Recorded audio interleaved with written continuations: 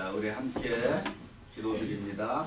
사랑과 은혜가 풍성하신 하나님, 오늘 우리가 누가복음 9장부터 19장까지의 예수님의 가르침을 함께 배울 수 있게 하심에 감사드립니다. 성령 하나님, 우리의 마음과 생각을 열어주시오. 예수님께서 민족적 우월성에 대한 경계, 참된 복의 의미, 사회적 약자를 향한 긍휼, 그리고 부와 욕심에 관한 진리를 어떻게 가르치셨는지 온전히 이해할 수 있게 도와주소서. 우리가 단순히 지식을 쌓는 것이 아니라 이 말씀들이 우리의 삶과 마음을 변화시켜 예수님의 제자로서 더욱 성장하게 하소서. 오늘 우리들의 배움이 우리로 하여금 하나님 나라의 가치관으로 세상을 바라보고 예수님의 마음으로 이웃을 대하는 계기가 되게 하소서. 예수님의 이름으로 기도합니다. 아멘. 네. 뭐요? 너무 좋아서 제가 좀 나중에. 네. 네, 감사합니다. 자, 우리 공간복음 배우고 있습니다. 우리의 목적, 펄피스 큰 목적은 디모데후서 3장 14절에 있는 말씀에 근거합니다. 같이 읽어봅니다. 너는 배우고 확신한 일에 가라. 아멘. 세 가지의 우리 고백이 있습니다. 첫 번째 시작. 믿음의 확신, 성경을 읽고 배움으로써. 두 번째, 충성스러운 제자 되기, 말씀에 순종함으로. 셋째, 성숙한 제자 되기, 말씀을 실천함으로. 아멘. 자, 히브리서 4장 12절 다시 읽어봅니다. 시작. 하나님의 말씀은 살아있고 활력이 있어 좌우의 날선 어떤 것보다 예리하여 혼과 영과 및 관절과 골수를 졸라 쪼개기까지 하며 또 마음의 생각과 뜻을 판단하나니. 아멘. 자, 하나님의 말씀이 살아있고 활력이 있다. 어떻게 알 수 있다고요? 귀납법적 성경 공부를 통해서 알 수 있다. 근데 이 귀납법적 성경 공부는 성경 공부의 유일한 도구다 아니다? 아니다. 그거 확실하게 아셔야 돼요. 또 어디 가서 야 성경 공부는 귀납적으로만 해야 돼. 그렇게 하면은 나는 무식한 사람입니다 라고 하는 거를 밝히는 거예요. 많은 성경 공부하는 방법은 뭐다? 다양합니다. 다양한 방법이 있어요. 근데 그 중에 이제 그래도 많이 알려져 있고 우리 교회에서 우리 성도님들이 좀 성경 말씀을 좀 깊이 있게 접근할 수 있는 방법 중에 하나가 귀납법이다 라고 하는 것입니다. 그래서 사실 저도 설교를 이런 형식으로 합니다. 네. 왜냐면은 설교를 하려면 어떻게 해야 돼요? 설교 준비하려면 어떻게 해야 돼요? 제가 본문 드리잖아요. 그럼 그 본문을 갖고 어떻게 해요? 묵상하시. 그렇지. 그걸 뭐예요? 관찰을 해야 되잖아요. 사실 그러니까 하나님의 말씀 그 본문을 자꾸 읽어봐야 되잖아요. 그러면 이제 거기서 그걸 읽으면서 뭐를 찾아내요? 의미. 이걸 어떻게 해석을 해야 되는가. 그 다음에 그 해석을 했으면은 적용이 뭐예요? 오늘을 살아가는 우리들은 실제적으로 이 말씀을 갖고 어떻게 살아야 돼? 이제 이런 식으로 이제 우리가 이렇게 단계를 걸치는 거를 우리가 귀납적 성경 공부다. 네. 이걸 잘하는 분들이 누구라고요? 네, 의사들이 이거 잘하고 그 다음에 실험실에 있는 사람들이 또 잘해요. 왜냐하면 그 실험실에 있는 사람들은 관찰을 해야 되잖아. 뭐를 놓고. 네. 그리고 누가 또 잘할 거예요? 디텍티브들이 잘해요. 알죠? 국가에서 있는 사람. 탐정들. 그러니까 뭐 이렇게 분명히 사건이 터졌는데 그래서 무슨 그 형사나 탐정들은 사건 현장을 어떻게 해요? 제일 중요한 게 뭐예요? 그대로 보존하잖아요. 그 왜 그래요? 거기서 팩트를 찾아내려고 그래서 증거 그 사람들만. 그래서 그 현장 보존을 그렇게 잘해요. 그래서 우리는 뭐를 보존하고 있어요? 하나님의 말씀을 보존하고 있는 거예요. 그래서 이걸 계속 그래서 사건이 해결되면은 어떻게 해요? 그건 없어져도 되는 거지. 그러나 우리는 그게 아니죠. 이 하나님 말씀의 위대한 건 뭐예요? 이거는 하고 파도 끝이 없는 기회자. 보물이 담겨있다. 캐도 무진장 나오는 고갈되지 아니하는. 네? 그래서 하나님의 말씀이 위대한 것입니다.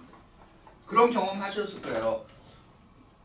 이 같은 본문을 읽어도 어떤 때는 발견되지 않았는데 새롭게 이렇게 의미가 딱 와닿을 때가 있어요. 매일 읽었는데도 또 새롭게. 그리고 또 남들이 그러나 보다 했는데 보니까 나도 그러네? 그런 거. 그죠? 이런 거는 성경을 읽어야 이런 말이 나오는 거지. 그냥 그렇습니다. 예. 그래서 아주 중요합니다. 자, 오늘의 성경 구절 누가복음 12장 15절 화면 보시고 읽어봅니다. 시작. 그들에게 이르되 삼가 모든 탐심을 물리치라. 사람의 생명이 그 소유에 넉넉한 데 있지 아니하니라 하시고. 아멘. 자, 교과서 220쪽 봅니다. 여러분의 교과서. 오늘 국어의 내용이 뭔가를 여러분 한번 봅니다. 국어에서 교과서 220쪽. 그래서 왜냐면 이 첫 번째 페이지는 좀 잘 읽어볼 필요가 있어. 왜요? 그렇지. 이게 오늘 뭘 할지 그게. 그래서 여러분 책 읽을 때도 항상 어디를 먼저 봐야 돼요? 컨텐트랑 서론을 봐야 됩니다. 컨텐트, 목차와 서론, 인트로덕션 혹은 프레피스라 그러죠. 그걸 보고 그 다음에 정 시간이 안 되면 어디로 가야 돼요? 그렇죠. 결론을 봐야죠. 네, 이게 그러면서 이제 목차 봤지, 서론 읽었지, 결론 봤지. 그러면 중간에 이제 대략 끼워 맞출 수가 있잖아요. 상상을 할 수 있잖아요. 네. 그래서 책을 읽을 때 항상 중요한 거야. 뭐 우리가 자세하게 다 읽어야 되지만 그 일반 서적도 요즘은 하도 이제 세상이 잘 돼갖고 빨리 책을 읽는 방법은 뭐가 있을까요? 요약을 해달라 그러면 다 요약해 주잖아. 예. 그리고 유튜브에 가면은 책 읽어주는 사람들도 수두룩해요. 그래갖고 AI도 해주고 그다음에 유튜브에 가면은 책 읽어주는 분들이 많이 있어요. 그분들이 요약해줘요?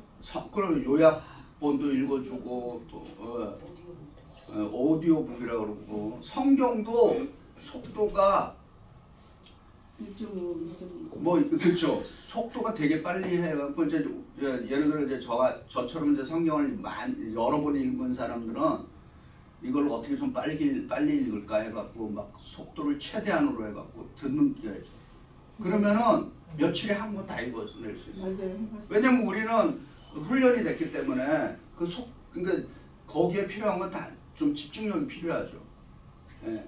그래서 소리를 탁 따르는 그래서 막 최고의 스피드로 딱 해갖고 막 읽어내면은 그러니까 그게 다 들어와요? 들어오죠. 이제 우리 많이 읽다 보니까 이제 스토리를 다 알잖아. 어느 정도. 그 대신 집중해야 되고. 그러나 그러니까 성경도 그렇고 다른 일반 서적도 그렇고 막 이렇게 다독으로 읽어야 될 때가 있고 그리고 어느 한 부분을 어떻게 해요? 집중해서 봐야 될 때. 그러니까 그거를 잘 적절하게 섞어야 됩니다. 그래서 예를 들어서 우리가 이제 뭐 새벽 기도 시간에 이렇게 말씀 나누고 하는 거는 뭐예요? 꼭 몇 구절만 딱 해서 그냥 집중해서 하는 거죠. 그래서 이렇게 성경과 책을 읽는 방법, 다독도 해야 되고 집중적으로 읽어야 되고 그리고 성경은 계속해서 반복을 해야 되고 마찬가지로 좋은 서적은 뭐예요? 영감을 주는 좋은 서적들은 반복해서 읽어야 됩니다. 네. 자, 그러면은 220쪽 교과서 보시고 국어에서 읽어봅니다. 시작. 국가에서 우리는 누가복음 중에 예수님께서 출발하나 예루살렘으로 이동하시면서 나는 사건과 기회가 일어납니다. 누가복음 9장 52절에 예수님이 승천하시기에 찾아서 예루살렘을 자, 힘내시고. 그 사이에 예루살렘 갔다고 들어가니까 그 사이에 예루살렘으로 이동하는 기간에 일어난 일들이 설명되어 있는데 자, 계속 시작. 그 한 페이지는 읽으세요. 유대인들의 다른 민족들에게 대해 가지는 우월성은 올바른 것인가? 올바르지 않다. 예수님의 눈으로 볼 때는 어느 민족 사람인지 동일하게 구원에 필요한 중요한 영혼들이다. 똑같이 중요하다. 남들 앞에서 내세울 자랑거리가 있는 사람이 복 있는 사람일까? 그렇지 않다. 평범한 속에서 주님의 은혜를 체험하는 사람이 복 있는 사람, 복 받은 사람이다. 즉 예수님의 은혜로 구원받고 그 은혜에 감격하여 주님께 순종하는 사람, 주님의 사랑으로 사회적 약자들을 도와줄 줄 아는 사람이 복 받은 것이다. 누가 부를 정죄하고 가난을 축복하는 것처럼 보이는데 실제로 가난 자체가 복이 되는가? 그렇지 않다. 사람에게 문제가 되는 것은 부가 아니라 부에 대한 욕심이다. 탐욕을 추구하는 부자가 문제인 것처럼 자신의 탐욕을 채우지 못해 불평하는 가난한 사람도 문제이다. 마지막으로 믿음은 양인가 아니면 질인가? 그것은 양자택일의 문제가 아니라 둘 사이의 균형의 문제이다. 예수님께서 이런 다양한 주제들을 어떻게 능숙하게 다루시는지 이번 과를 통해서 배우게 됩니다. 그죠? 이제 그림을 이제 가지시고 보십니다. 이거는 지난주에 거를 잠깐 누가복음과 사도행전은 분리된 거다? 한 책이다? 한 책이에요. 예. 전편 누가는 전편, 사도행전은 후편 이런 식으로. 왜 그렇다고요? 그것이 한 사람이라고 하는 데오빌로라고 하는 사람에게 보낸 서신이기 때문에 하는 것입니다. 데오빌로는 이름의 뜻이 뭐라고요? 그죠? 데오라는 뜻이 가시라는 거고요. 빌로는 필러스라 그래갖고 러브가 풀이하면 하나님을 사랑하는 자. 그러니까 데오빌로는 누가가 하나님을 사랑하는 자에게 보냈다라고 하는 것입니다. 근데 이거의 목적은 뭐예요? 기독교 신앙에 대해서 아주 체계적으로 변증하는. 변증이 뭐예요? 변증이라는 게 뭐예요? 기독교는 나쁘지 않다. 기독교는 이렇다라고 하는 거를 변증하는 겁니다. 네. 그죠? 그래서 우리는 이 아팔로제이릭이라고 그러죠. 그 변론을 잘해야 돼. 변증을 잘해야 됩니다. 예수 믿는 사람들은. 내가 믿는 예수에 대해서 누가 물어보는데 몰라. 뭐 이러면 말이 안 되지. 그리고 내가 믿는 예수에 대해서 누군가가 막 나쁘게 얘기하고 그러면은 뭐라 그래야 돼요? 뭐라 그래야 돼요?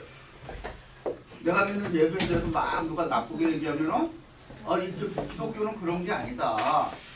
당신이 알고 있는 기독교는 그게 전부가 아니라 우리 기독교는 이런 거 이렇게 얘기하는 거를 유식한 말로 뭐라고? 변증이라 그럽니다. 그래서 변증을 잘해야 됩니다. 그래서 특히 오늘날의 기독교의 그 역할 중에 하나가 사람들에게 뭐를 잘해야 돼요? 변증을 잘해야 돼요.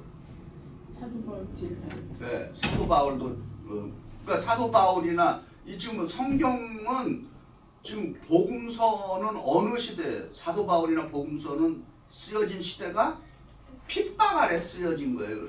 로마라고 하는 제국의 그 박해 아래서. 그래서 로마 제국은 기독교를 싹을 말리려고 했잖아요. 네. 왜냐면은 저놈들이 제국을 무너뜨리는 반역자다. 왜요?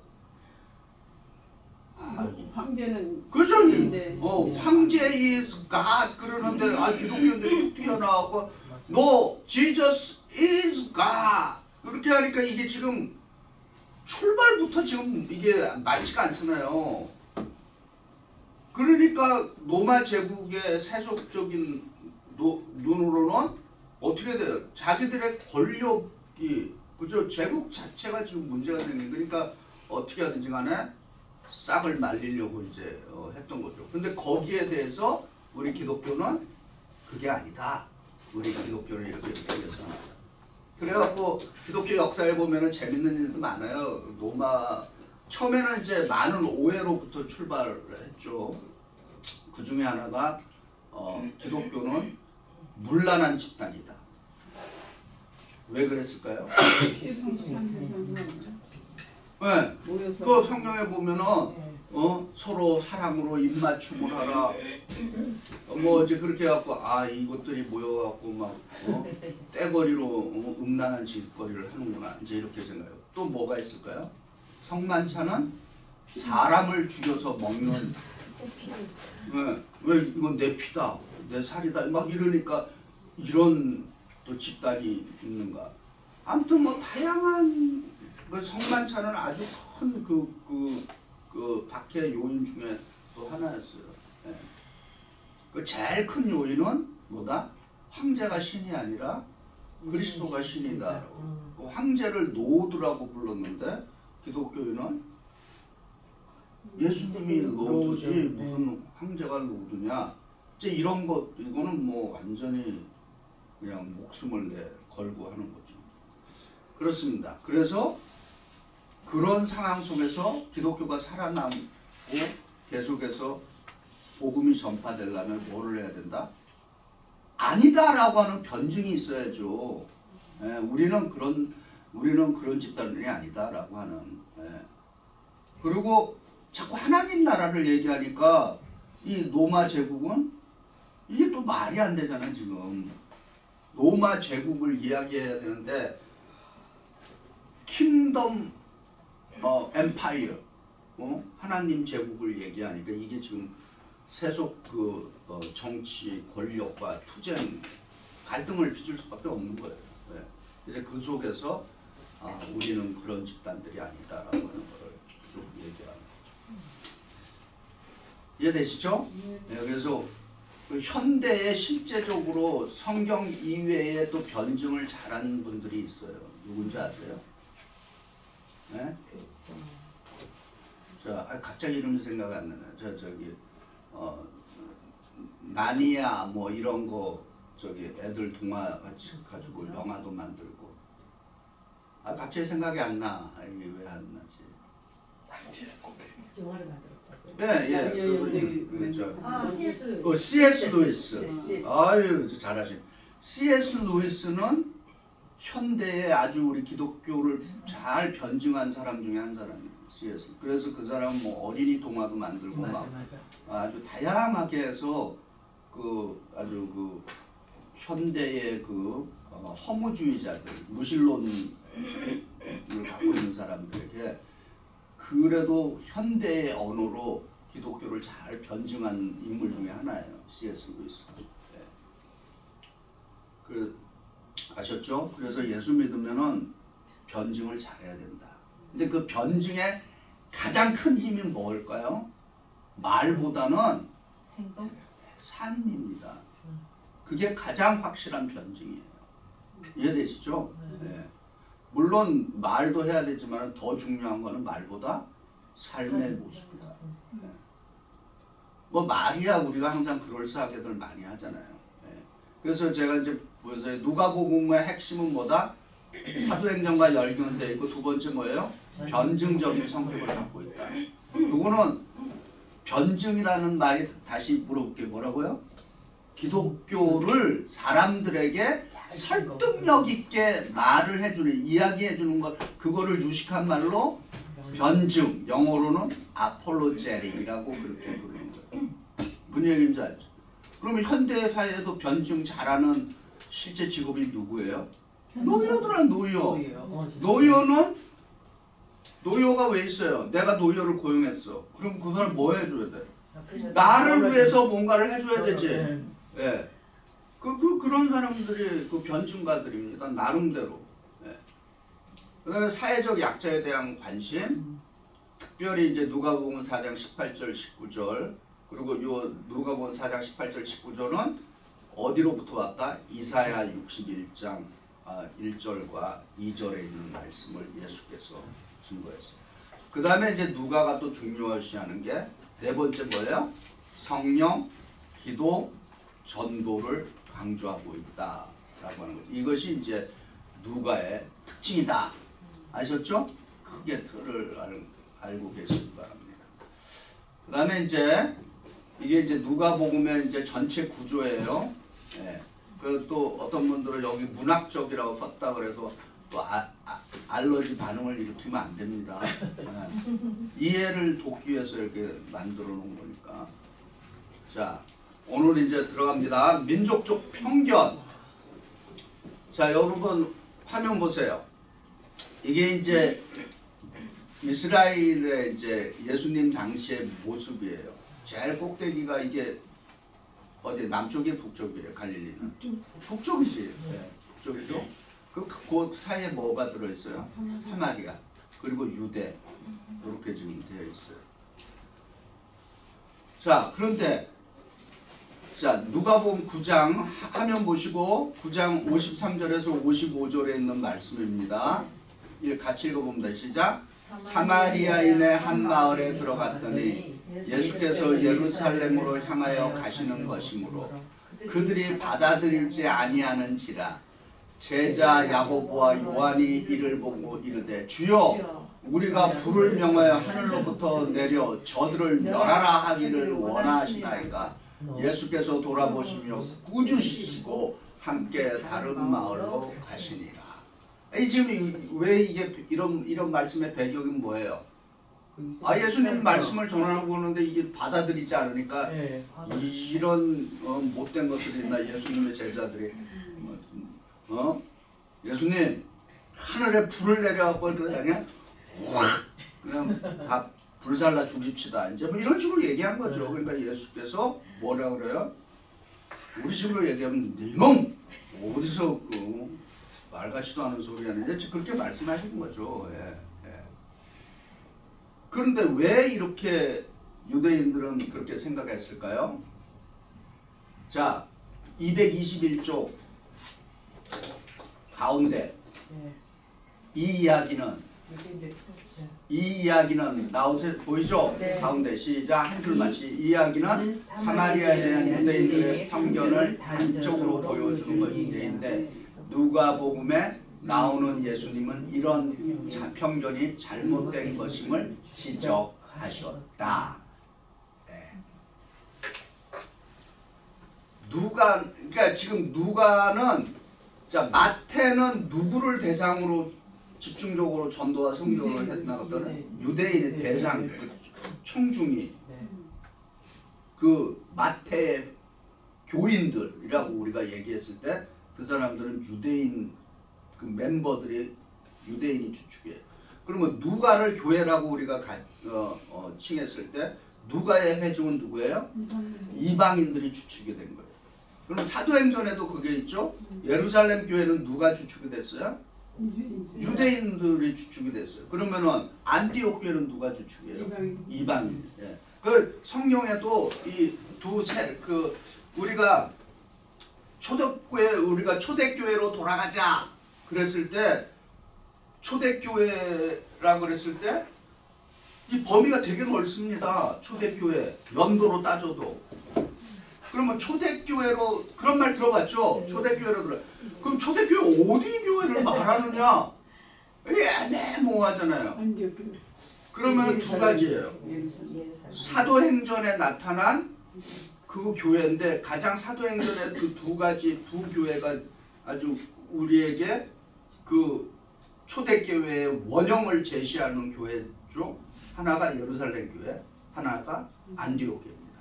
그래서 우리가 초대교회로 돌아가자라고 했을 때는 그런 의미를 갖고 있다라고 하는 거예요. 그럼 예루살렘에 교회 그 문제가 일어났잖아요. 뭐 물건 아니고 먹는 음식이든 이렇게 나눠주려고 그러는데 한 유대 교인들한테만 집중적으로 많이 해주니까 불평이 일어났다는데 다른 분들은 유대인인데 다른 그렇죠. 데서 사는 거예요? 아니면 원래 이방인들이에요?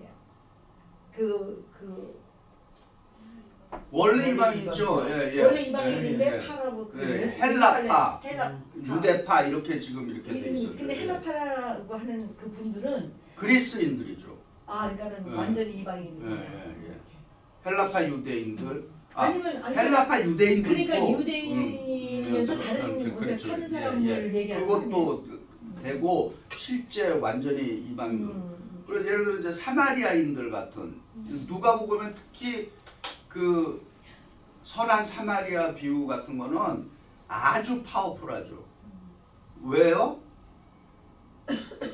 실제 유대인들은 그 유대인을 대표하는 제사장과 레위인은 강도 맞는 사람을 나름대로 이유를 대고 피해갔잖아요. 근데 사마리아인들은 그러니까 유대인들에게 사마리아인은 어떻게 얘기해야 되나? 피가 섞어서 그래. 네. 섞어서 그런 거예요? 그렇지. 이게 사마리아의 역사가 이제 우리가 이제 나중에 역사서를 이제 배우게 되면 알지만은, 그렇지. 쉽게 얘기해서 영어로 얘기한 한국말로 생각이 안 나는데 믹스드 블러드죠. 예. 그게 누구 때문에 그렇게 됐을까요? 안 먹은 거뭐 그 에스리아. 안 먹어. 아시리아는 들어와서 이 유대의 그 우리가 말하는 단일 민족 그거를 해체시키려고 애를 썼죠. 그래갖고 믹스드 블러드를 만드는 거예요. 예. 그래서 유대인과 사마리아인은 상종을 안 하게 된 거죠. 예. 그래서 이거는 계속해서 성경 복음서 안에서도 계속 나오잖아요. 그죠? 그 또 대표적인 거 요한복음에 누구예요? 요한복음에 예수님께서 아이 여기 지금 보이잖아 화면에 누구예요? 수가성. 아 수가여인 네. 그건 사마리아 지역 아니에요. 네. 물기로운 여인. 예. 우물가 여기 나오잖아요. 여기 수가 보이죠? 사마리아. 예. 그러니까 얼만큼 이 사람들이 이 편견이 심했는가.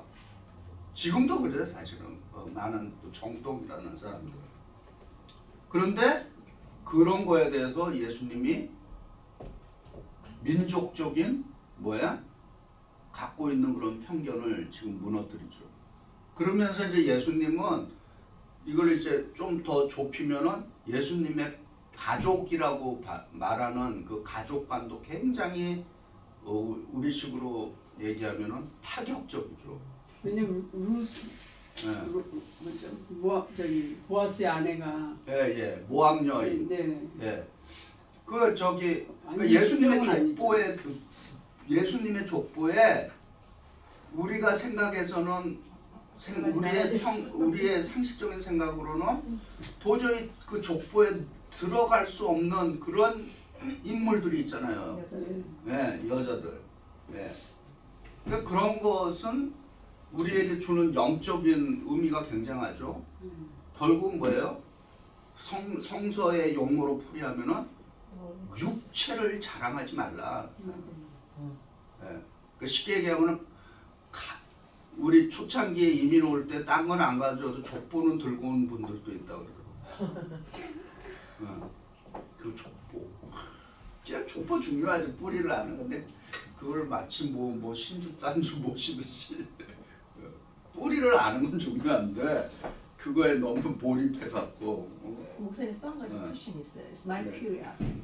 네. 한국에도 이제 미군들이 많이 들어와가지고 그러니까 거기서 난 자녀들이 굉장히 차별을 많이 받았거든요. 맞아요. 근데 이 사마리아인들의 생김이 유대의 오리지널 퓨어 블러드 한 사람들하고 조금씩 다른가요? 모르겠어요 그거는.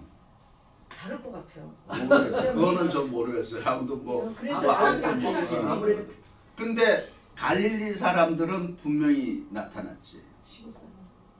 갈릴리 사람들은. 밑에 사우스 유대인도 말 액센트가 그래갖고 베드로도 그것 때문에 딱 걸린 거 아니에요. 그래서 그 소녀가 예수님 체포됐을 때 당신도 갈릴리 사람 그건 뭐야 발음 아무튼 뭐 복장이나 뭐 같은 뭐 그런 게 좀 있었던 것 같아요.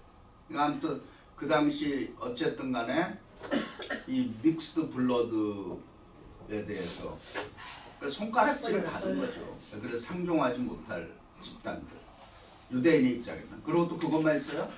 이방인들. 그리고 베드로가 이방인 누구네 집에 들어가요? 고넬료 집에 간 것이 그것도 큰 사건이잖아요. 그러니까 그만큼 이 유대인들에게는 그 철저한 자기 그 민족적인 그 음식으로 이건 단일 블러드라고 하는 게 아주 그냥 그게 됐죠. 그러니까 베드로도 막 엄격조례 사실 그거 성령의 그거가 아니었으면 그거 가지도 못하고 먹지도 않아. 같이 가서 음식도 같이 먹고 그래서 그 딱 환상으로 보여주잖아요. 닭은 그 보자기에서 내려왔는데 도저히 유대인으로서는 맨날 자기는 할랄 푸드만 먹었는데 먹을 수 없는 각종 생물이 거기 있는데 하늘에서 뭐라 그래요? 먹으라. 뭐 잡아먹으라 그러잖아요. 그러니까 내가 뭐라 그럽니까? 나는 율법을 지키는 사람으로서 이걸로 이런 더러운 음식 그러니까 뭐예요? 정결하지 못한 음식을 나는 먹은 적이 없다. 그러니까 하늘에서 뭐라 그래요? 내가 깨끗하게 한 거를 네가 왜 더럽다 그러느냐 이제 그렇게 또 충격을 주잖아요. 근데 그 사도 베드로는 그거를 100% 넘지를 못한 것 같아요. 왜냐면 나중에 바울이 신랄하게 맞아요. 그 성경에 바울을 하잖아요. 비판하잖아요. 왜냐면은 그러니까 100% 바울처럼 완전히 그렇게 되지는 않은 것 같아요. 아마 그것도 어느 정도 좀 설득력은 있는 얘기예요. 그러니까 하기는 했지만은 아직까지 뭐 완벽한 수준은 아니에요. 바울은 훨씬 더 그런 면에서는 이제 파격적으로 나간 거죠. 자, 근데 사실은 이게 이때만 있는 얘기가 아니라 여전히 오늘도 우리 시대에도 또 우리가 살고 있는 이 미국에도 또 우리 조국 대한민국에도 이거는 여전히 이 사람에 대한 편견은 여전히 있습니다. 그게 레이시즘이라고 볼 수 그렇죠. 있어요. 레이시즘이죠. 일종의. 지구가 멸망할 때까지 있을 것 같아. 지구가 멸망할 때까지 있을 것 같아. 그렇지. 그럴 수 속성이기 때문에. 근데 그거를 이제 예수 믿는 사람들은 어떻게 하든지 간에 그거를 하지 않도록 끊임없이 그게 이제 그러니까 우리가 어려운 거예요. 아니 그래서 자녀 가진 우리 한국 엄마 부모님들은 그래 좋아 백인까지는 괜찮다. 흑인을 내가 결혼 상대로 들어오면 어떻게 할 것인가라는 그것도 큰 문제지. 그러니까 우리 나는 근데 그런 게 다 편견이에요. 친구를 삼는 것도 문제잖아요. 친구를 삼는 것도. 한국 사람들은 단일민족 그게 한국 사람들 근데 지금은 한국도 이제 단일 민족 그게 이제 서서 이제 희석화되고 있죠. 진짜 유대인들 다 섞였을 것 같아요. 네, 맞아요. 사실 단일 민족이라고 자기네가 그렇게 말하는 거지. 맞아요. 내가 볼 때는 과학적으로 이제 따지면 그 유대인들은요 DNA 분석해 이렇게 섞였을 것 같아요. What nationality are you? 그러면 Y수로 찍어요. 자, 그래서 이 편견의 문제는 이게 우리가 죽을 때까지 다루어야 되는 거고, 그래서 이거를 자꾸 이렇게 점점 넓혀져 가야 되는 것입니다. 이게 우리의 폭을 자꾸 넓혀 가야 되는 거예요. 근데 이게 하루 아침에 이루어지는 건 아닙니다. 자, 그 다음에 두 번째, 우리 여러분 교과서 그 두 번째 가기 전에 222쪽 보죠. 붉은 글씨 222쪽 붉은 글씨 시작. 진정한 복음은 민족적 편견을 넘어선다. 이 세상에 존재하는 모든 사람은 누구나 예수 믿고 구원받아야 할 귀한 영혼들이다. 아멘. 그렇죠? 예. 두 번째, 평범함이 복이다. 이게 무슨 말인가? 이게 이제 70인 전도단 70인 전도팀들 이야기인데요. 우선 화면 보시면 성경 구절 읽어봅니다. 70인이 시작. 70인이 기뻐하며 돌아와 이르되 주여 주의 이름이면 귀신들도 우리에게 항복하더이다. 그러나 귀신들이 너희에게 항복하는 것으로 기뻐하지 말고 너희 이름이 하늘에 기록된 것으로 기뻐하시니라. 아멘. 예. 이런 능력이 나타나는 이런 것보다 뭐가 복이다? 구원받는 것이 참된 복이다 라고 하는 거죠. 그러니까 막 기적이 막 일어나는 거 뭐 이런 것도 중요하지만은 그거보다 중요한 거는 일상적인 것이 중요하다라고 하는 것입니다. 그 다음에 마리아와 마르다 이야기. 이것도 이제 할 말은 우리가 많죠. 많은 이제 이야기가 있는데 한번 읽어봅니다. 시작. 한 가지만이라도 족하니라. 마리아는 이 좋은 편을 택하였으면 빼앗기지 아니하리라. 자, 여러분 교과서 224쪽. 붉은 글씨 먼저 읽어봅니다. 시작. 나는 정말 시작. 나는 정말 예수 믿고 구원받는 것을 기뻐하는가? 아니면 혹시 어쩌다 한번 능력을 행한 것을 가지고 기뻐하지는 않는가? 예수의 이름으로 귀신이 항복하는 그런 특별한 종류들을 경험할 때 그런 것 가지고 기뻐하지 않는가? 그런데 정말 내가 기뻐해야 할 것은 내가 구원받아 이름이 하늘에 기록된 것인데 이것에 대해서는 별로 큰 감흥이 없고 어떤 눈에 보이는 특별한 것 때문에 기뻐한다면 신앙이 잘못된 것이다. 평범한 복이 가장 큰 복인 것을 깨달아야 한다. 그러니까 예수 믿는 것도 너무 요란하게 믿으면 안 됩니다. 무슨 얘기인지 아시죠? 빈 소리에 꾸준하게 한결같이 달려가는 게 제일 중요해요. 그 요란한 거는 생명력이 짧습니다. 그래서 많은 사람들이 한 2년, 3년, 뭐 5년 뭐 이렇게 막 펄쩍펄쩍 뛰듯이 예수 믿다가 갑자기 휙 사라지면 수그러지는 거. 그거 좋은 신앙의 모습이 아니고 신앙은 뿌리 깊은 나무와 같습니다. 그게 뭐예요? 물가에 심겨진 나무. 뿌리 깊은 신앙이 중요합니다. 자, 마리아와 마르다 교과서 225쪽. 붉은 글씨 시작. 복 있는 사람은 남에게 보여줄 자랑거리가 있는 사람이 아니라 주님의 말씀을 듣고 주님께 원하시는 것을 기쁘게 해드릴 수 있는 사람이다. 왜 이런 말이 여기서 나왔을까요? 여기 마리아와 마르다 이야기를 여러분이 나중에 읽어보시기 바랍니다. 그러니까 주님은 예수께서는 야 저기 마르다 너무 하는 거 준비하지 말고 그냥 우리 간단하게 쉽게 얘기하면 이제 이런 거. 근데 이제 또 이 예수님이 자기 집에 왔는데 이거 뭐 이렇게 초라하게 이렇게만 하는 게 이게 말이 되냐 그래갖고 뭐 이해도 가요, 그죠? 막 이렇게 뭐 한상 뻑적지근하게 차려서 드렸는데 그런데 마리아는 어떻게 했어요? 그냥 발밑에서. 그러니까 얼마나 더 얄미웠겠어요 지금. 아니 근데 예수님도 남자잖아요. 남자 입장에서 보는 그런 커멘트인 것 같아요. 왜냐면 저희 남편이 맨날 뭘 하려고 그러면 간단히 먹지 간단히. 그래서 그 간단이라는 게 있냐고 하게 되면 막 여러 가지 막 간단한 거 하나도 없어. 간단한 거 하나도 없어. 그래서 맨날 그것 때문에 맨날 어떻게 간단히 먹냐고. 아니 근데 우리가 이제 김순동 권사님 말씀을 이해는 하는데 여기서 하나 지적하고 싶은 것은 중요한 건 있죠. 아니 예수님이 뭔가 잘못됐다는 식으로 그런 건 아니에요. 그렇게 얘기하는 건 잘못된 게 아니라 남자 입장에서 얼마든지 그러니까 예수님은 그렇게 보시면 안 돼. 어쨌든 제가 목소리 예수님도 인간이잖아요. 아니 그렇게 하면은 말이 안 돼. 그 와중에 그 당시에는 저기 예수님의 인성과 신성을 우리는 손상을 입히면 안 됩니다. 뭐 다른 사람은 손상을 입혀도 되는데 퀘션은 뭐 오케이.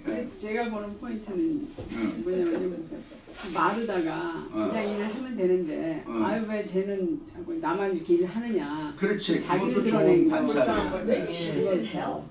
그냥 묵묵했으면 못 되는 거야. 맞아. 묵묵히. 묵묵했으면 그냥 드러내서 예수님이 인정을 다 했을 거예요. 근데 왜 쟤는 저렇게 쟤 좀 나좀 도와주게 하라고. 맞아. 그것도 본인은 좀. 드러내고 조금 예수. 근데 예수님이 다 정하셨으면은 더 귀한 걸 택했다고 얘기하신 거잖아요. 그냥 마르다도 인정하지만 아니 그러니까 지금 어떤 마리아 하겠어요.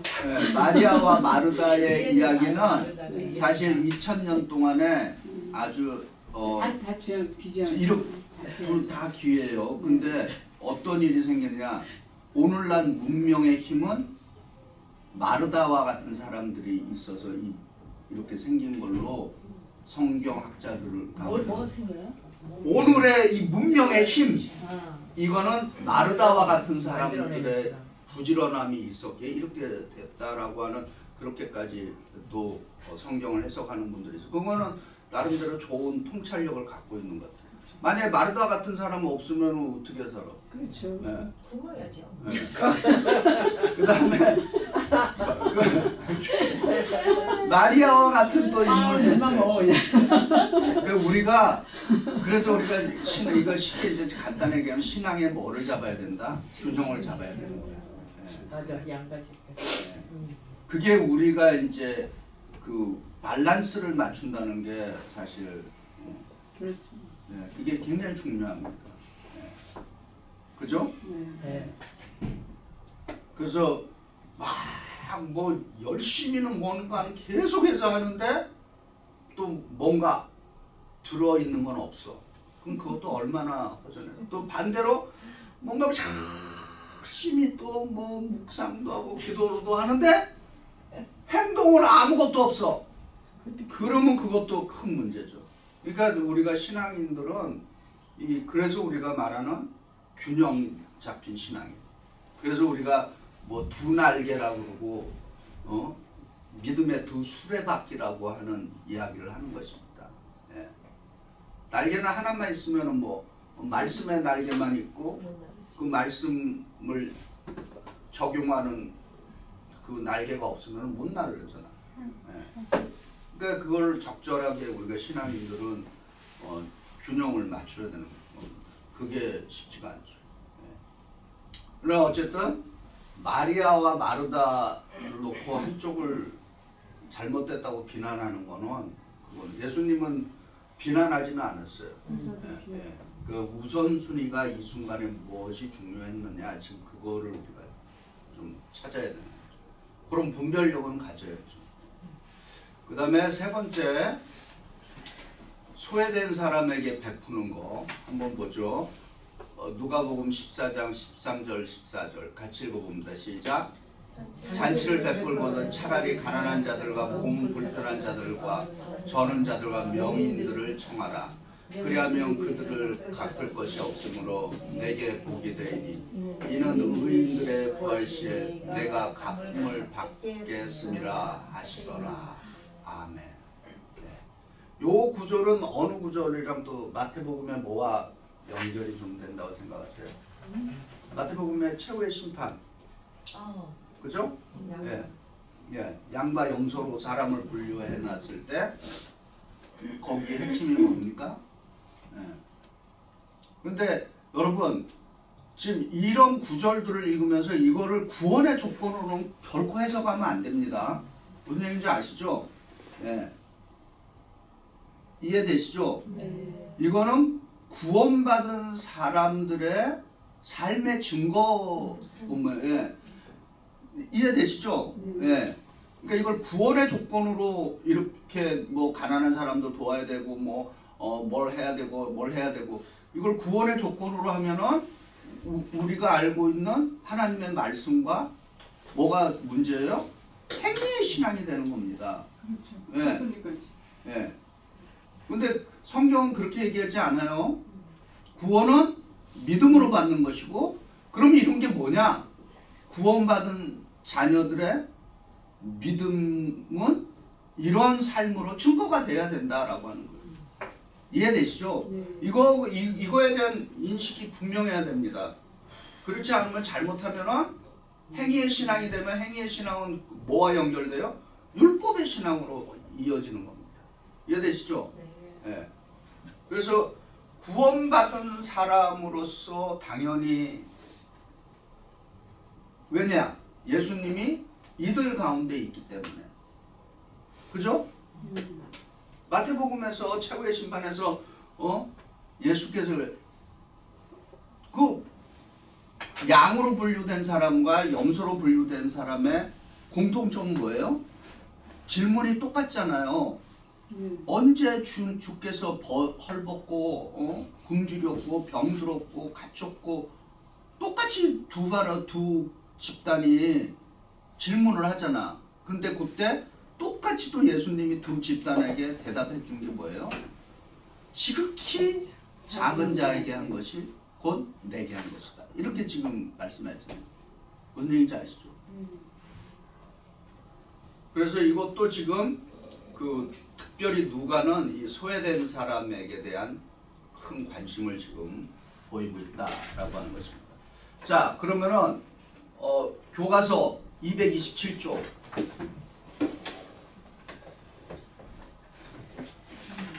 교과서 227쪽 시작. 어떤 사람이 시작? 어떤 사람이 복 있는 사람인가요?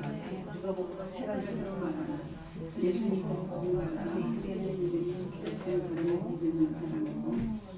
말씀을 듣고 순종하는 사람이 복 있는 사람이고 평소에 은혜가 갚을 수 없는 소외된 사람들에게 사랑을 입은 사람이 복 있는 사람이다. 뭔가 특별한 하나님의 능력을 볼 수 있는 사람, 뭔가 인생의 자격을 볼 수 있는 사람, 자기에게 은혜를 갚아준 세상에 힘 있는 친구들을 가진 사람, 이런 사람이 복 있는 사람이 아니야. 이해되시죠? 네. 자, 이제 또 중요한 주제를 우리가 이제 다룹니다. 부와 가난의 문제가 이 누가복음에는 또 특별히 많이 나오고 있습니다. 부와 가난한 문제. 부 그럼 뭐가 떠오릅니까? 부. 부. 딱 하면 떠오르는 거. 요거 떠오르잖아. 재력. 돈. 네. 재력. 네? 이거 우리가 유식하게 뭐 재력이라고 경제력이라고 하는데 다 지금 이 본문은 다 뭐와 연결되어 있어요? 돈과 관련된 문제잖아요. 여기 나오는 거. 자, 그러면은 화면에 이제 누가복음 16장 13절 제가 거기 가로 재물에다가 이렇게 이게 원래 의미입니다. 예. 근데 우리의 말로는 재물이라 번역했는데 원래 뜻은 만몬. 이 원어의 만몬인데 만몬은 그렇죠. 머니 갓입니다. 돈신이에요. 근데 우리 말로는 돈신이라고 번역 안 하고 그냥 재물로 이렇게 번역을 해놨죠. 네. 자, 읽어봅니다. 시작. 지파인이 두 주인을 섬길 수 없나니 혹 이를 미워하고 저를 사랑하거나 혹 이를 중히 여기고 저를 경히 여길 것임이니라. 너희는 하나님과 재물, 돈신을 겸하여 섬길 수 없느니라. 네. 그러면은 여기서 지금 질문이에요. 돈 되게 중요하잖아요, 지금. 돈 안 중요하세요? 중요해요. 되게 중요하죠. 그것 때문에 살고 죽고 하는 판인데 그것 때문에 가정도 쪼개지고 하는 판이잖아요. 그거 굉장히 중요합니다, 돈이. 돈 싫어하시는 분도 돈 놔주세요. 내가 하나님 일을 위해서 쓰게. 이제 농담이고.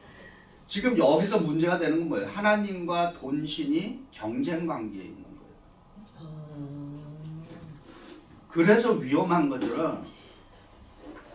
그리고 그 다음에 이제 또 뭐라 그래? 섬길 수 없다. 그러니까 하나님을 섬긴다는 건 말이 되죠. 그죠? 당연히 그렇게 해야 되죠. 근데 재물이 돈신이니까 어떻게 돼요? 섬김의 대상으로 가는 거죠. 이해되세요? 근데 돈신, 재물은 섬김의 대상이 될 수 없는 거죠. 그럼 무슨 대상이에요? 그렇죠. 이용하고 사용해 써야 되는 대상인 거지. 돈을 하나님 섬기듯이 섬길 수 있는 대상은 아니다라고 하는, 우리가 그거를 잘 이해하는, 섬김은 오직 하나님에 대한 섬김이죠. 아멘. 아멘 하시는 분마다 복되죠. 하나님은 섬김의 대상이죠. 그러나 재물은, 돈신은 사용의 대상입니다. 네. 아유, 어서 오세요. 뭐 하시다가 지금. 자, 그래서 여러분, 우리말로 재물이라고, 재물의 원어의 뜻은 뭐예요? 만몬. 만몬이에요. 만몬은 풀이하면은 뭐라? 머니가, 돈신. 예. 그래서 돈신이라고 하는 거는 또 다른 말은 뭐예요? 이게 위험한 게 뭐예요? 우상이 되는 거예요. 그죠? 그러니까 돈을 섬기는 거는 뭐 우상 숭배인 거죠. 성경에서 가장 싫어하는, 하나님께서 싫어하는 게 뭐예요? 우상 숭배입니다. 예. 우상 숭배. 예. 근데 이 우상 숭배가 지금 하나님과 재물, 예수님이 지금 꿰뚫고 보고 있는 거죠. 하나님과 재물이 경쟁 관계에 있는 거예요. 지금 우리의 삶 속에서. 근데 그거는 실제로 지금 성경을 통해서, 이 복음, 이 누가복음을 통해서 이 하나님과 재물이 어떤 경쟁 관계에 있는가를 이제 구체적인 이제 예로서 이제 보여주고 있죠. 자, 한번 봅니다. 부와 가난에 대한 이야기가 누가복음에 많이 나와요. 읽어봅니다. 시작. 누가복음 전체 24장 중 약 3분의 1 이상이 직간접적으로 부와 가난, 물질적 소유와 관련된 내용을 다룬 복음서에서 예수님의 비유 중 약 절반 정도가 부, 돈, 재물 또는 경제적 문제와 연결돼요. 여러분 이거 아셨어요? 예수님의 비유의 절반 정도가 다, 그러면 무슨 얘기예요? 예수님이 돈에 관심이 없었다? 있었다. 굉장히 예수님께서는 우리 인생이 무엇 때문에 문제가 되는가를 꿰뚫어 보고 있었어요. 그리고 예수님은 복음서를 읽어보면은 그 당시 세상 물정이 어떻게 돌아가는지 경제적으로 굉장히 빠삭하셨다라고 하는 증거가 있습니다. 뭘까요?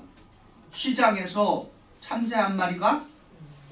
그렇지. 그거 어떻게 알았을까요? 그만큼 예수님이 일반 그 삶의 그 경제에 대해서 굉장히 예민하셨다라고 하는 거 빠삭하게 알고 있었어요. 그렇잖아요? 네. 그래서 여러분 예수 믿으면서 나는 뭐 경제와 관련이 그런 말 하지 마세요. 경제 중요시 여겨야 되고 그 경제를 통해서 뭐를 해야 된다? 하나님의 나라를 위해서 일해야 되는 것입니다. 예. 그건 좀 이따 얘기할게요. 그러면 이제 우리가 이제 봐야 돼요. 이제 이거를 오해하면 안 돼요. 예수님이 가난한 사람들을 일방적으로 편을 들었다라고 하는 것은 말이 안 되는 것입니다. 무슨 얘기인지 아세요? 예. 그래서 이 예수님의 가르침을 갖고서 빈한 자와 부유한 자, 그리고 우리가 뭐 말하는 계급투쟁 이런 쪽으로 요거를 풀이해 나가면 안 됩니다. 무슨 얘기인지 아시죠? 네. 계급투쟁 그러면 제일 생각나는 사람이 누구예요? 마르크스. 네. 막시즘은 유물론이죠. 유물론이 뭐예요? 물질이 최고라고 생각하는 거예요. 그래서 인생의 모든 문제는 다 쉽게 간단히 얘기해서 돈과 관련돼 있다. 이제 그렇게 우리가 풀이할 수 있는 거죠. 네. 그래서 막스 같은 사람들은 기독교를 뭐라 그래요? 민중의 아편이다 그랬어요. 종교는 민중의, 왜 그런 얘기 했을까요?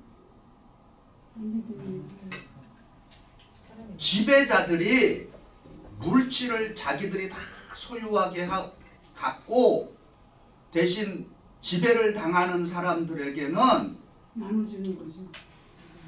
어떻게 하냐면 너희는 죽어도 천국 가니까 여기서 그냥 이렇게 그냥 적당히 살아도 돼. 종교가 그렇게 가르친다는 거야. 그래서 종교를 민중의 아편이다 그렇게 얘기한 거예요. 그러니까 그 사람들은 계급 투쟁을 할 수밖에 없는 거죠. 부유한 사람들 거를 빼앗아 갖고 가난한 사람들에게 나눠줘야 된다. 그렇게 해서 혁명적인 방법, 폭력적인 방법을 써서라도 그렇게 해야 된다라고 하는 거죠. 그러나 그거는 우리 기독교에 가르치는 거는 큰 차이가 있는 거죠. 무슨 얘기인지 아시죠?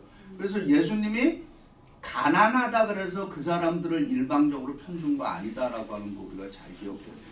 그러면 성경은 도대체 성경은 이제 큰 틀을 얘기합니다. 성경에는 두 가지의 길이 있어요. 성경에 하나님을 경외하는 사람들 가운데는 청빈은 뭐예요? 청빈과 청부가 있어요.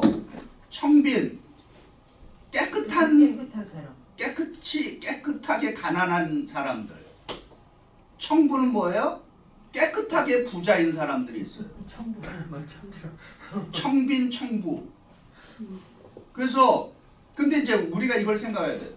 성경이 말하는 청빈은 뭐냐?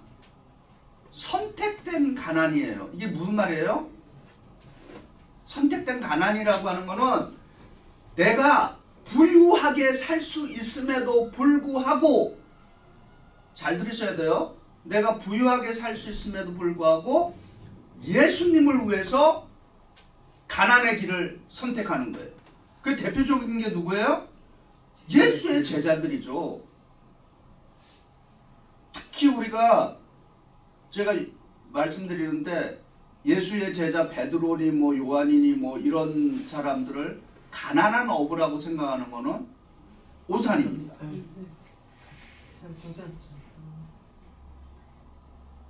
자기 배를 갖고 있는, 우리 식으로 얘기하면 선주예요. 선주. 무슨 얘기인지 알죠? 근데 그 사람들이 뭐를 했다? 예수를 따라가기 위해서 그 물질을 버리고 따라간 거예요. 그거는 완전히 다른 얘기죠. 찢어져 이 가난해갖고 이것저것 할 거 없으니까 따라간 게 아니라 내가 있음에도 불구하고 가졌음에도 불구하고 주를 위해서 포기하는 거. 이거를 우리가 청빈, 이걸 선택적인 가난이라고. 우리 기독교가 얘기하는 것 지금 이거를 얘기하는 거예요. 네. 근데 청부 있어요. 부유한 사람들. 누구예요? 지금 아브라함도 있고 또 누가 생각나요? 욥. 이런 사람들은 어마무시하게 부자예요. 우리 식으로 얘기하면 재벌이 재벌 지금. 네. 네. 그런 사람들이 있는 겁니다. 네. 그래서 성경은 좀 이렇게 좀 유식한 용어로 청빈과 청부가 함께 공존하고 있는 이 하나님의 말씀 안에서. 다만 청부든 청빈이든 그것이 집중하는 분은 누구이다? 하나님께 집중되어 있다는 거죠. 네. 그걸 잘 기억하셔야 돼요. 네. 그래서 예수 믿는 사람들이 가난한 거를 막 자랑 삼아 얘기하는 거고 좋은 거 아니에요. 이거 진짜 제자들처럼 내가 부유할 수 있음에도 불구하고 주를 위해서 포기할 수 있는 그 가난. 포인트는 거기입니다. 그리고 예수님도 항상 그 얘기했죠. 가난한 사람들은 뭐라고요? 항상 너희와 함께한다. 그럼 그 얘기는 뭘까요? 항상 도와주는. 그렇지. 지금 빙고 저 말씀하죠. 가난한 사람들은 항상 우리와 함께 있다. 그 얘기는 무슨 얘기예요? 뒤집으면은 니네가 도와주라. 그런 의미가 있는 것입니다. 가난한 사람 너희랑 함께 있으니까 그냥 못 본 척 하라가 아니죠. 왜냐하면 그게 마태복음의 최후의 심판 이야기와도 맞지도 않는 거고. 그죠? 항상 우리와 함께 있는 사람들 너희에게 책임이 있다. 그런 얘기를 지금 하는 것이죠. 그래서 청빈이냐 청부냐 이거는 우리 기독교 안에서 아직도 논쟁 중에 있는 것 중에 하나입니다. 예. 그러나 성경은 청빈과 청부를 같이 이야기하고 있다. 둘 중에 뭐를 택하고 싶으세요? 청부. 상황에 따라서 깨끗한 부자 참 어렵죠. 쉽지 않아요, 그죠? 예. 하나님이 예. 인도하시는 대로. 자, 그래서 누가복음과 마태복음의 이제 마태복음의 산상수훈과 누가복음의 산상수훈은 참 재미있습니다. 누가복음은 어떻게 시작해요? 가난한 자 복이 있나니. 가난이라고 딱 못을 박았어. 근데 마태는 요거를 어떻게 해요? 심령이 가난한 자는 복이. 뉘앙스가 다르죠. 네. 자, 그래서 근데 강조점이 조금 차이가 있어요. 누가복음은 가난한 자라고 얘기했을 때 하나님 나라의 가치관에다가 포인트를 둔 거고, 마태복음 심령이 가난한 자라고 했을 때는 영적 차원에서 가르침을 주기 위해서 그렇게 했다라고 하는 것입니다. 자, 우리 신앙인들에게 경제관입니다. 재물관, 돈의 사용에 대한 거 제가 예전에도 말씀드렸습니다. 한번 보실까요? 신앙인에 대한 재물관 세 가지입니다. 첫 번째가 뭐예요? 네, all you can. 열심히 일해 많이 벌어라. 두 번째 뭐예요? Save all you can. 최대한 많이 저축해라. 근데 이제 문제는 1번과 2번이 존재하는 궁극적인 목적은 어디에 있다? 3번을 위해서 존재하는 겁니다. 근데 사실 우리가 이 3번까지 못 내려가요. 많은 경우에. 1번과 2번은 열심히들 하는데 요 3번까지 내려가야 되는데 요걸 못 내려가는 거죠. 그래서 이제 인생에 우리가 살고 있는 이 자본주의가 비판받는 이유 중에 하나가 그런 면이 있는 거죠. 근데 사실 기독교의 가르침은 1번과 2번의 존재 이유가 3번을 위해서 존재한다. 마지막에 뭐예요? Give all you can. 뭐 같이 반복하죠. Give all you can. 할 수 있나 많이 나누어줘라. 그 뭐 누구를 위해서? 하나님 나라를 위해서입니다. 예. 이것이 우리가 가져야 되는 돈에 대한 그 경제가 재물관. 자, 이제 여러분 교과서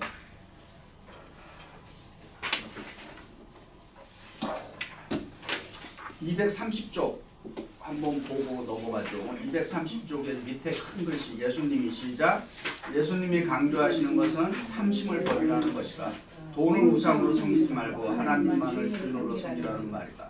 그래서 예수님께서 가난한 자가 복이 있다고 말씀하실 때 그렇게 말씀하신 이유는 가난한 자는 하나님을 전적으로 의지할 수밖에 없기 때문이지 가난 그 자체가 복이 되기 때문은 아니다.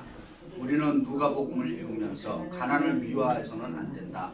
돈이 문제가 아니라 탐심이 문제이다. 예. 그러니까 가난을 미화해서는 안 되는 거예요. 그런데 선택적인 가난, 제자들처럼 선택적인 가난을 택하는 청빈, 그거는 귀한 말씀이죠. 네.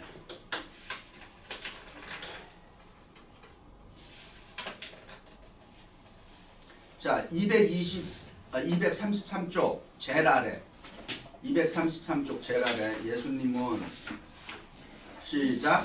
예수님은 부 자체를 정죄하고 가난 자체를 칭찬하는 것이 아니라 부로 대표되는 탐심 혹은 영적 우상 숭배를 정죄하시고 가난으로 대표되는 심령의 가난함 혹은 하나님에 대한 절대 의존을 칭찬하신 것이다.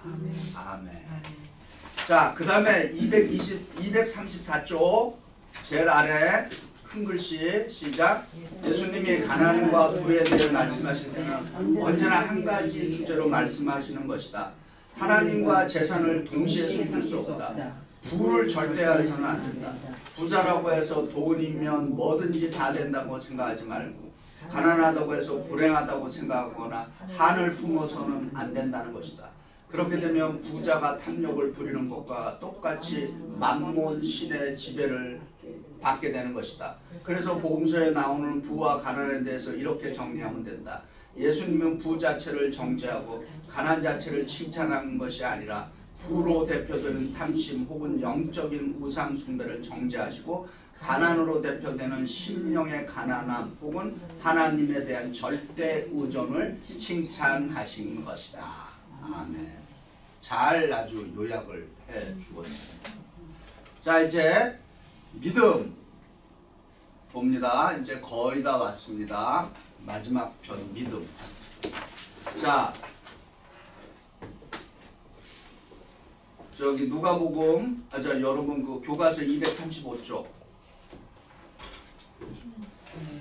자, 교과서 235쪽 그 가운데 굵은 시작. 우리는 믿음을 양적 개념으로 보지 말고 질적 개념으로 볼 필요가 있다.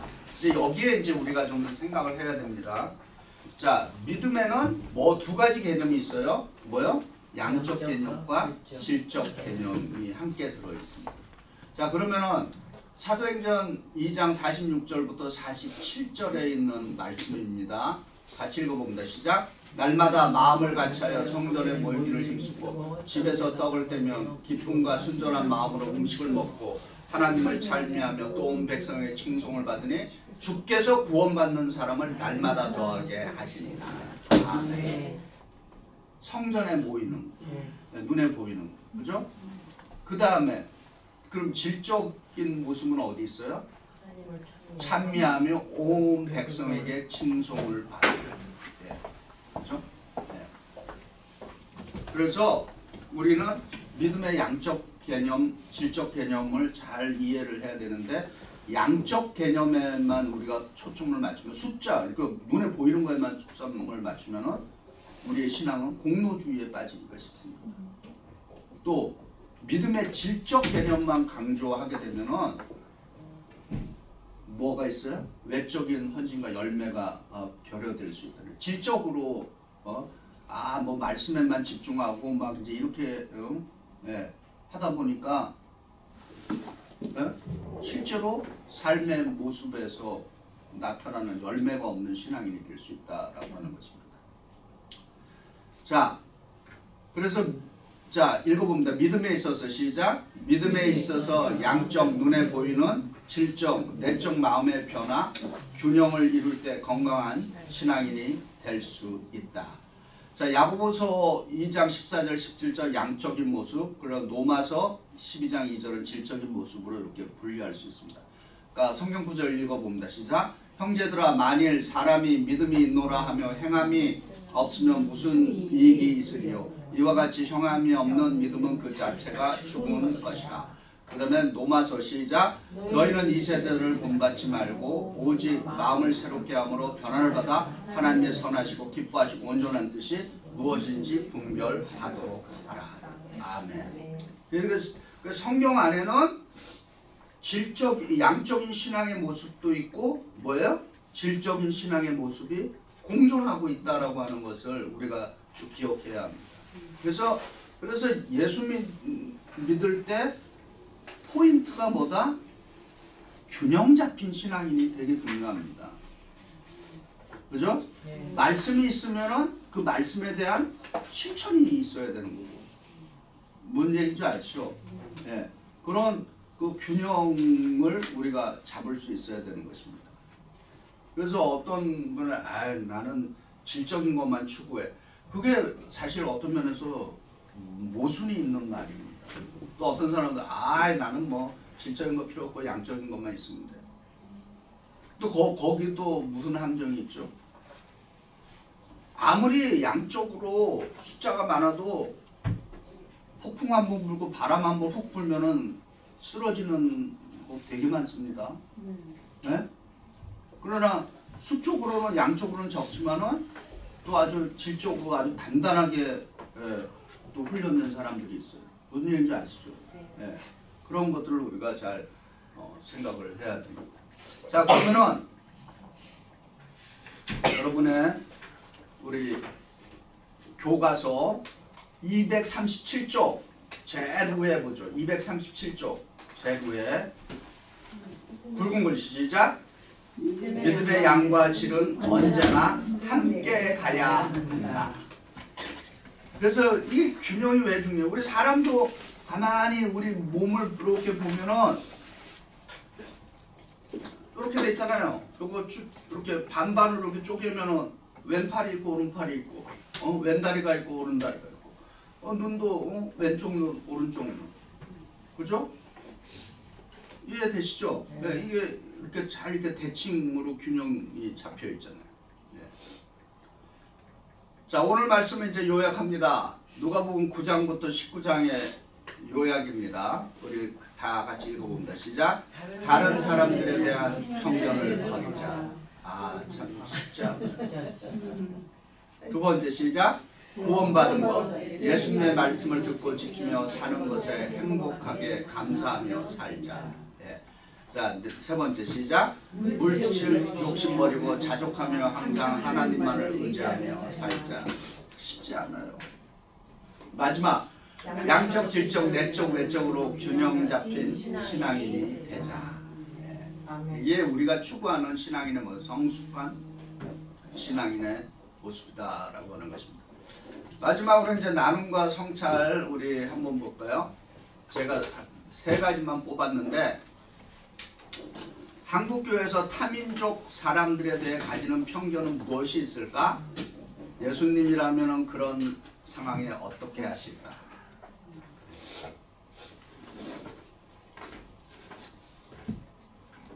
한국교회에서 타민족 사람에 대해 가지는 편견. 이 교회는 좀 덜하죠. 우리는 훨씬 우리 교회는 그래서 다른 교회보다 어떤 감정을 갖고 있을까요? 나는 잘 모르겠어. 그래도 우리는 다양한 민족, 다문화 뭐 이런 거를 추구하려고 애를 쓰고 있으니까. 그러니까 우리는 좀 호모지니어스란 말 알죠? 호모지니어스는 완전히 그냥 똑같은 것끼리만 모여 있는 거를 호모지니어스라고 그렇게 얘기해요. 네. 우리는 그거를 좀 이렇게 확장해서 애쓰고 있는 거죠. 근데 이거는 우리가 다 인정을 해야 됩니다. 이거 뭐 민족을 떠나서 우리 개인들에게는 항상 그 타인에 대한 어떤 그 편견적인 게 자리 잡고 있습니다. 그래서 그 성경을 통해서 예수님을 통해서 그런 편견을 자꾸 이렇게 희석화시켜 나가는 그 작업이 굉장히 중요합니다. 아까 뭐 말씀드린 대로 뭐 애들이 결혼하는데 백인은 되고 흑인은 안 되고 그런 건 굉장한 편견이죠. 네. 그 다음에 두 번째 태만죄에 대해서 어떻게 생각하는가? 이 태만죄에 대한 이야기는 생각을 안 해요. 여러분 교과서 229쪽에 보면은 우리 교과서에 229쪽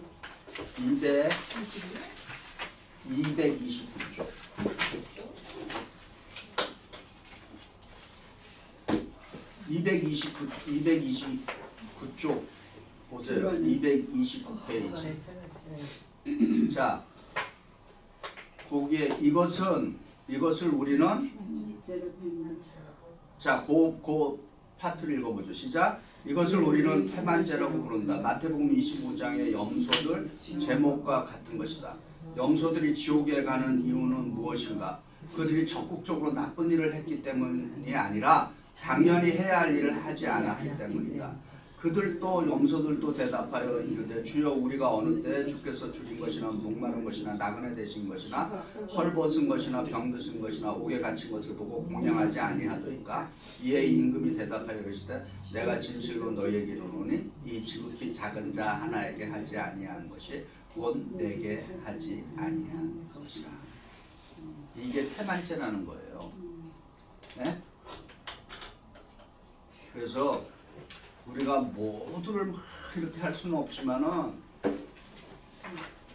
참 최소한 우리가 할 수 있는 일들이 무엇인가.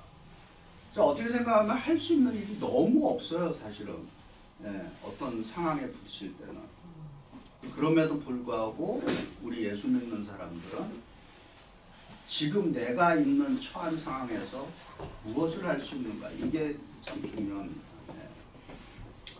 자, 네 번째, 교회에서 자주 돈 얘기를 하는 것이 너무 세속적이라고 생각하지 않는가. 돈에 대해서 각자 알아서 처신하면 되는 것이고 교회에서는 영적인 것만 가르치면 되는 것일까? 어떻게 생각하세요? 아니다. 예수님의 비유의 절반 이상이 뭐와 관련해? 돈과 관련이 있다 그랬죠. 그러면 예수님이 그렇게 계속해서 가르쳤는데 교회는 그거는 싹 빼고 가르치면은 그런 게 다 뭐야, 편식인 거죠. 예.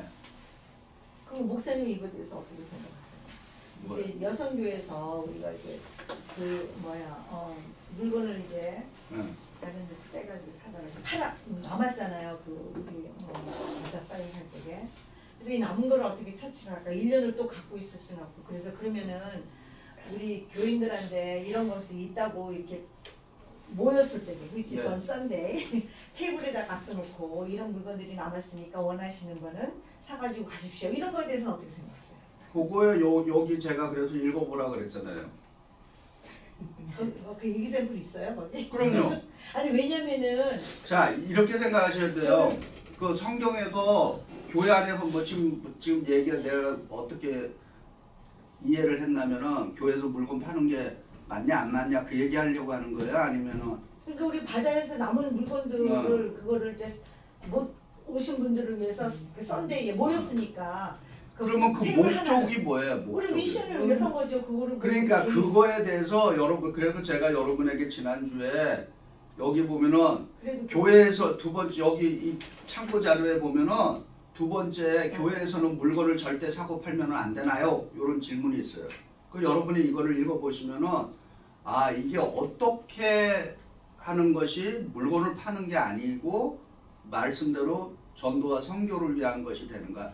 여기 나름대로 설명을 잘 해놨어요. 그리고 성경 그 성전 그에서 물건을 파는 거에 대해서 예수님이 어떻게 해서 이런 일을 하셨는가에 대해서도. 예. 아니 근데 저는 이제 개인적으로 I have no problem. 근데 우리가 이제 이렇게 세임 페이지가 아니면은 오해를 할 수가 있잖아요. 왜 저런 물건들을 선대에 설득을 좀 그래서 그러면 그거를 표를 선교를 위해서 이런 물건들을 우리가 아니면 여러분들이 그럼 오해 안 해요, 권사님. 오해하시는 분들도 있을 있어요. 거예요. 왜냐면 그런 사람들 생각을 해야죠. 괜히 오해. 그러면은 거기다 팻말을 우리가 이 물건들은 선교 기금을 위해서 마련된 것입니다. 뭐 최소한 그런 말을 아무 말 써야죠. 없이 하면은 지금 그러니까 성경의 핵심 내용도 뭐냐면은 예수님의 성전 정화의 핵심 내용, 이 구약에도 그 재물을 갖고 오면은 점검을 했어요. 구약에도 사람들이 재물 바치려고 갖고 오면은 맞아. 제사장이 이게 안 된다 된다 이런 거를 했단 말이야. 그런데 여기에서 지금 문제는 뭐냐? 어떤 특정한 그룹이 그렇게 해서 이득을 갖는 거야. 착취를 하고. 그래서 예수님이 그렇지. 그러니까 그거는 장사지. 그거 그렇게 하면 안 되는 거지. 근데 만약에 지금 여기서도 마찬가지로 우리가 교회에서 뭘 했는데 누구 특정인의 이득을 위해서 한다. 그건 해서는 안 되지. 그럼요. 그런 건 하면 안 돼요.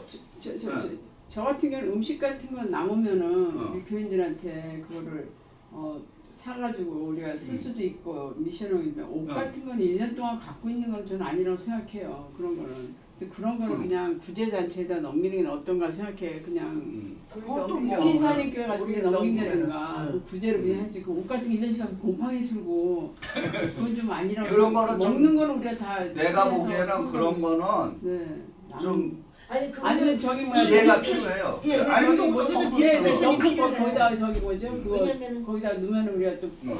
시에서 봐줄 수 있으니까. 아니면은 뭐 그런 거는 좀 내가 보기에는 좀 기술적인 문제라 생각해요. 그러면 뭐 이렇게 그거는 이제 어. 그거 구체적으로 이렇게 하시는 분들한테 맡겨야지. 근데 여기 그 각국 시에 갖고 하잖아. 그 옷 같은 거 우리가 여기 놓으면은 그러면 시에서 돈을 준다고. 그럼 우리가 미션한 거 쓰면 되잖아. 아니, 그러니까 내가 얘기하는 물건들은 응. 우리가 다른 데서 새 것들을 구입한 것들이야. 아 그러면 옷도 그렇고 이런 거. 그러니까 새거 그러니까 그런 거는 예를 들어서 분별력의 문제니까. 아니, 그러니까 그게 그거를 문제가 되는 이해를 거야. 하시- 소분들한테 좀 싸게 팔 수도 있잖아. 그렇지. 그걸 미션 헌금으로 쓰면 되는 거지. 그거는 우리가 그거 하는 여기서 이제 그 만약에 도네이션을 받은 헌건데 그러니까 네. 저 헌금은 헌금. 예, 어. 헌금은 좀 그리고 뭐 옷 같은 아니, 거 근데 그거는 제가 지혜의 염려하는 문제고 거는 그다음에 그거를 잘 인디케이션을 잘 해야 되겠네. 그런 그러니까 거- 거기다가 네. 그냥 써야 이거의 되겠어. 미션이 뭐에 이걸 하는지 어디로 보낸다. 어. 목적 아니 어디. 요번에 만약에 이게 지금 말씀하시는 건 이제 화장품 남은 건데 우리가 사온 거 아니 그거 우리 좋죠. 근데 그 시간 지나면 안 되잖아요. 그럼요. 그러니까 좀 싸게 해갖고 교인들한테 이거를 가져가시면 이거는 선교 헌금을 위해서 여러분들이 협조해 주신 거라 이렇게 맞아, 써놓은 거 우리 써서 있지. 붙여야 될 거. 예예 어디 목적으로 쓴 거라고. 그게 없으면 요해야지. 누가 선블락 좋아요. 그러니까 어쨌든 우리는 그게 없는 것 같아. 그래서 그거는 여러분들이 분별력의 문제고 그래서 그런 오리엔테이션의 문제니까 그런 거 하나 예예 써놓으면 그건 좋은 것 같아. 좋죠. 네, 그러니까 좋죠. 질문이 그거였어요 어. 그냥. 네, 그러니까 왜냐면 혹시 또 누가 실족할까봐 어. 그런 얘기 듣고 아니 그런 거 하는 거 보고 그럴까봐 걱정이 돼. 그리고 이제 우리가 이제 왜 이제 이런 성경 공부를 우리가 이렇게 해야 되냐면은 왜 이런 시간이 중요하냐면은 성경을 어떤 역사적 백그라운드 그런 거 없이 그냥 그 문자만 딱 놓고 보니까 충분히 그렇게 나올 수 있는 거죠. 교회에서 네. 왜 그런 일을 하느냐 이제 충분히 그렇게 그러나 우리가 성경을 왜 예수님께서 이렇게 성전을 정화하시는 일을 뭐 때문에 하셨는가 그거를 자세히 이렇게 알면은 이제 이게 현대에 어떻게 적용이 될지를 우리가 충분히 이해할 수 있는 거죠. 그러면 이제 네. 우리가 이제 예를 들어서 이제 그 밴드들이 있잖아요. 그분들이 만약 여기 와서 우리가 그 썬데이도 하고 싶다. 그러면 그거를 그분들한테 내줘요. 그건 아니고. 교회다가는 안 썬데이 하죠. 아니지. 교회 아니고. 세러데이까지는 괜찮아. 근데 썬데이는 세러데이는 안 그건 되는 밖에서 거야? 그럼요. 썬데이는 우리가 안 하죠. 그 사람들 오히려 예배를 이끌어야지. 그래. 썬데이는 아니지. 이제 그런 것들은 우리가 좀 생각을 해봐야 돼요. 그렇죠. 아무튼 이거는 뭐 우리 영어회 중에는 뭐 이런 이 문제가 그렇게 센시티브하지가 않아요. 근데 이제 한어회 중에는 왜 이게 센시티브한가를 내가 봤더니 우리는 많은 경우에 성경을 문자적으로만 딱 그것만 띄워다가 이렇게 그렇게 훈련이 돼서 근데 영어 회중은 바이블을 잘 안 읽는 것 같아요. 또 그렇지 영어회 중은 바이블 자체를 이름 읽는 몰라. 것도 되게 어려워해. 바이블 자체를 모르는 네. 사람들만 사도행과 세례요한도 네. 모른대요. 20년을 다녔어요. 아니 누가 할렐루야 아멘이 한국말인 줄 알았대. 보고 하는 왜냐면 우리가 너무 많이 사용하니까. 아니 교회 20년을 다녔는데 세례요한과 사도행을 모르는 게 대신이잖아요. 아니 그렇죠. 진짜로. 요나를 피노키오라고 생각하세요. 어머머. 진짜 이거 실제 있는 일이에요. 제가 미국 교인들하고 알아서 정말 그래요. 많이 동화 속에 나오는 사람으로 생각하는 거구나. 아니 그러니까 고래 속에 들어가고 이제 뭐 이런 게 나오잖아. 그러니까 네. 피노키오는 어릴 때부터 동화책에서 알잖아. 그러니까요. 성경은 아니야. 그러니까 요나를 모르는 거야. 그러니까 요나 피노키오 이렇게 연상이 되는 거지. 이제 그 정도로 이제 성경에 대한 무지함. 무지함이 그니까요. 아무튼 그런 거는 좀 지혜롭게 하시면은 네. 너무 심각하게 생각하지 마세요. 그리고 여기 그렇지, 그렇지. 목적문을 이렇게 붙여놓으세요. 이런 네. 이거를 위해서 우리가 사용합니다. 이렇게 쓰면 되죠. 어린이 뭐 근데 이제 문제가 되는 거는 이런 거는 문제가 뭐는 됐지. 뭐는. 예를 이제 말씀 나오니까 그것 때문에 예배를 못 드릴 정도다. 그럼 하지 말아야 돼. 그건 아니죠. 그건 그건 아니지. 아니죠. 그건 아니지. 아니 그러니까 그건 절대 아니죠. 그러니까 그렇게 그런 생각들을 제대로 갖고 있어야지. 아 내가 이거 하니까 나는 뭐 오늘 예배 안 드리고 뭐 그러면은 사람들 볼 때 저 사람들이 이거 하러 왔나 이제 이렇게 그렇게 하면 안 되는 거예요. 목사님 그 전날에 너무 막 하다가 너무 힘들어가는데 주일날 와서 꾸벅꾸벅 저는 것도 안 되겠네요. 그러니까 이제 체력 관리를 잘 해야지. 아무튼 그러면은 우리가 분별력과 지혜의 문제다라고 하는 거를 여러분 잘 기억하시고. 그런데 어쨌든 개인을 위한 뭔가 이득을 위해서 뭔가 하겠다. 그거는 교회에서 하면 안 됩니다. 그 성전에서 그 소 낙타 아니 소 양 할 때 그 옛날에 그 예수님 계실 때 그 바리새인이나 사두 그 아니 제사장들이 이익을 하나도 안 붙이고 정말 그 포먹고 이런 거를 정말 좋은 마음으로 그렇지. 줬으면 괜찮은데 네. 이득을 다 팔았잖아요. 네. 그거 보니까 목사님 오면서 다 상하고 하니까 네.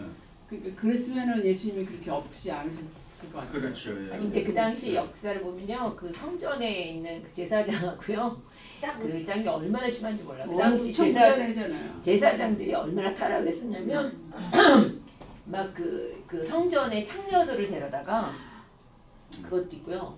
그다음에 그런 상점 그런 사람들하고 돈을 다 나누고 이런 게 굉장히 심했어요. 그러니까 그래서 바리새인 서기관 많이 공격하시거든요. 왜냐면 그분들은 거룩해야 되고 그 하나님 일을 하는 사람이잖아. 근데 앞하고 뒤하고 너무 다르게 사니까 얼마나 퇴폐했으면. 그 사두개인들도 사실은 다 네. 그 돈과 권력의 집단이에요. 그 사람. 그렇죠. 네. 유대인 완전. 네. 그래서 아무튼 오늘 현대 우리가 교회에서 이런 거를 할 때 잘 목적 의식을 분명히 하고 지혜를 다 가지면 괜찮습니다. 자, 마지막으로 자, 함께 드리는 마치는 기도 드리고 오늘 성경 공부 마치고요. 다음 주 한 주 남았습니다. 그러면 12월 6일 날 회식 날이 잡힌 거죠? 네, 12월 6일 날 회식이고 여기 무슨 일이에요? 12월 토요일. 네, 그러니까 그날은 저기 뭐 그다음 알아서들 이렇게 해서 알려주세요. 네네. 장소만 안 못 정했어요. 나오겠다. 네? 일해야 되겠다. 12월 6일 날 일하세요? 요즘 다시 토요일 날 일해요. 뭐 오늘도 이곳 하셔서 그 다녀가고 나와가지고. 자. 그리고 이제 내년 사순절 기간부터 이제 다시 우리 역사서 이스라엘의 성경의 역사를 잘 공부하면 우리 현대사도 잘 또 적용하는 데 도움이 많이 됩니다. 자, 확실한 날짜는 아직 안 잡혔죠? 사순절이니까 내년 사순절이니까 2월 중순부터 시작할 거예요. 그 주간부터. 14일? 제가 한번 14일인가? 2월 14일 2월 14일이에요? 다음 단계인데. 2월 14일. 2월 18일이 렌트예요. 18일 그날부터 시작하고 그러니까 21일부터 시작하면 되거든요. 설명 공부를 이런 거 예. 네. 21일. Man starts. 2월 21일. 그때가 이제 렌트 시작해서 10주간 이제 역사서 하면 한 5월 중순이면 끝나요. 부활절이 4월 5일이네요. 네, 이번에는 부활절이 4월 5일. 예. 자, 또 여러분들 또 많은 분들을 같이 또 간증해서 리크루트 해주시기 바랍니다. 예. 자, 우리 함께 드리는 마치는 기도 드리고 마칩니다. 화면 보시고 같이 기도 드립니다. 시작. 사랑과 은혜가 풍성하신 하나님, 누가복음 9장 19장의 가르침을 통해 저의 삶이 변화되기를 간구합니다. 선한 사마리아인의 비유처럼 내 안에 민족적 사회적 편견을 내려놓고 모든 이웃을 차별 없이 사랑하게 하소서. 평범한 이들을 귀하게 여기신 예수님께서 저도 세상의 기준이 아닌 하나님의 시선으로 사람을 바라보며 겸손히 주님만 의지하는 삶을 살게 하소서. 부와 가난에 관한 가르침을 통해 재물이 주인이 아닌 나의 도구가 되게 하시고 제게 맡겨주신 모든 것에 선한 청기로서 나눔의 기쁨을 알게 하소서. 마르다와 마리아의 이야기처럼 말씀은 정말 질적인 믿음과 섬김의 실천에 있는 양적 믿음이 균형을 이루는 성숙한 신앙인이 되게 하소서. 예수 그리스도의 이름으로 기도합니다. 아멘. 자, 하나님께 영광의 박수로 마칩니다. 땡큐.